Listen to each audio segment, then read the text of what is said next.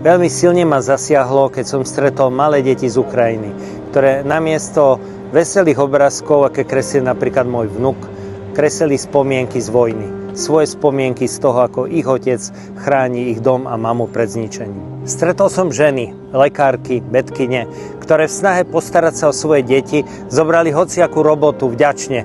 Robili upratovačky, gazdine, hocičo na Slovensku. Už dnes tak Slovensku prispeli ľudia z Ukrajiny, ekonomicky aktívni ľudia, oveľa viac aj finančne a hospodársky, ako im Slovensko v núdzi pomohlo. Utrpenie, ničenie krajiny, vraždy, zabíjanie, znásilňovanie, smrť detí a nevinných nestojí za žiadne geopolitické špekulácie, ktorými sa ospravne neospravniteľné agresívna útočná vojna. Veľmi by som doprial všetkým rodinám na Ukrajine, aby sa znovu stretli. Aby nezmyselná vojna, ktorá už priniesla 500 000 obetí, 20 000 unesených detí, ukrajinských detí na územie Ruska alebo na územie pod kontrolou Ruska, aby skončila.